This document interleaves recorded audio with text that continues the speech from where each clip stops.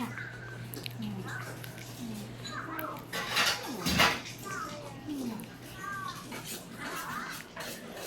然后前面的按摩是要帮他放松，因为他嘴巴其实张不开嘛。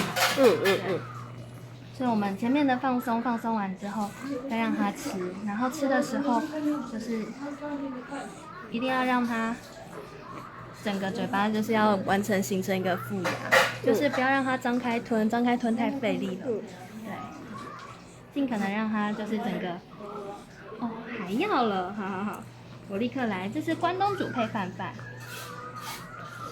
然后尽可能让他喂在舌头上方，对，就是不要喂到，因为你们之前都因为喂不进去，所以就喂在很牙槽前，对，再一口吧，试试看，对，对，等我一下，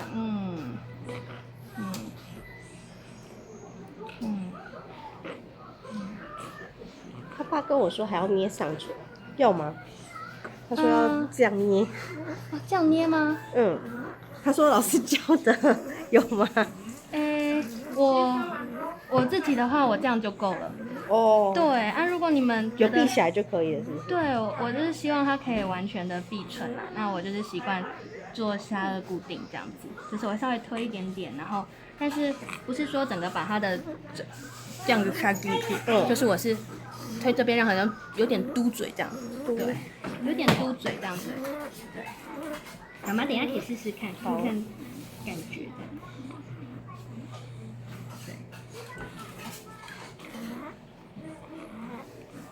然后像他现在还没有吃干净，我就会提醒他一下。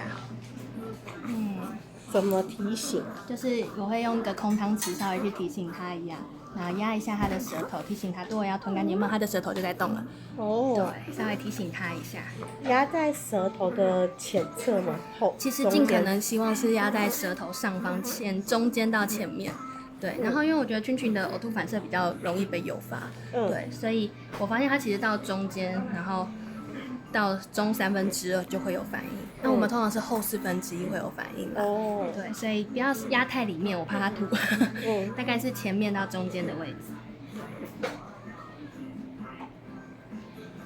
要再试一口吗？关东煮配饭。我今天有看老师怎么打的。再一口吧，对，再一口。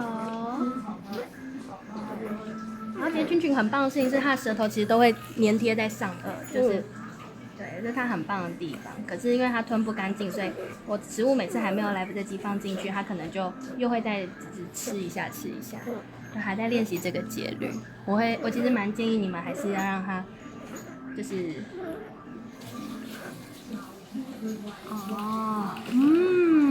对。然后我们吃饭的时候，其实就是休息的时候，舌头在上面。然后吃饭的时候，舌头要下来，然后舌头沉住食物之后，把它往后送。怎么让舌头下来？因为它很容易在上面。对，所以他现在就是要练习这件事。所以我们要撬开吗？还是等还是怎么样？我们一来就是我们可以先前面一定要帮他按摩跟放松，它就会比较容易。它可以有大概6、7、8口。上个礼拜我喂的时候，对，它是可以流畅的在里面。吃饭了，我们在聊天，你也要做事啊。很棒哦，很棒耶。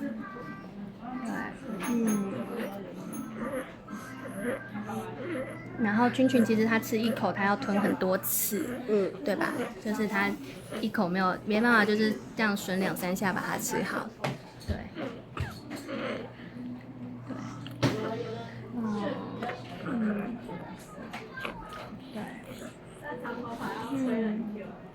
所以我们就是要让他练习，就是舌头要下来，然后形成一个杯状，能沉住食物这样。哇，这全部都混在一起了，希望你不要介意。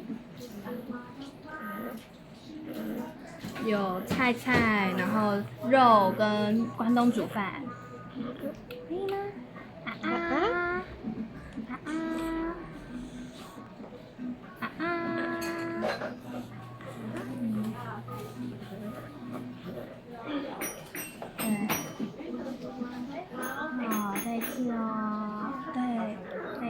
次机会。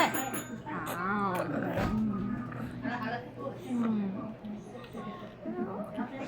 很棒。就确实他的那个张口不好掌握，所以不太好喂，就是需要练习。我也还在练习。放在1/3的3/3最安全，对吗？对对对。好。然后，因为他的这个下颌这边都没有打开来，整个很紧，所以我也会稍微按一下他的这叫 mandible 这边，就是稍微会按一下侧面，帮助他放松。是按还是揉？就是有点往下按，然后有时候也会稍微搓揉一下，提醒他。对。帮助他整个放手。就如果我这边没有办法带他的话，就会从近端下手这样子。对，有点像是帮他放松。喂，加油加油！那像这个时候他嘴巴还是食物，我就会空汤匙进去提醒他一下。很棒！你刚刚又有吞2口。对，先来一口。对，哇，妈妈，你们能喂2个小时也是很厉害呢。前面1个半先让居服员喂，然后你们再接受不了。我今天最后30分钟，我把它全部喂完。那如果前面30分钟，他可以吃多少啊？他前面居服员可以，昨天的成果可以吃到，应该有到90克。前30分还是前1个半？前1个半。前1个半，所以等于每30分钟30克嘛，差不多的话。应该没有那么均速，他前面就是还没有进入状况，中间会好一点。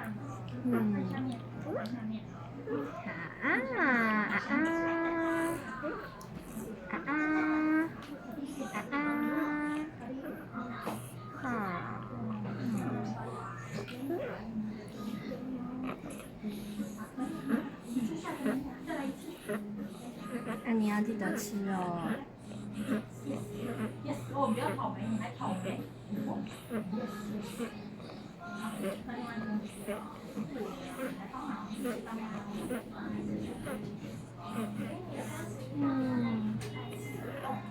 很棒。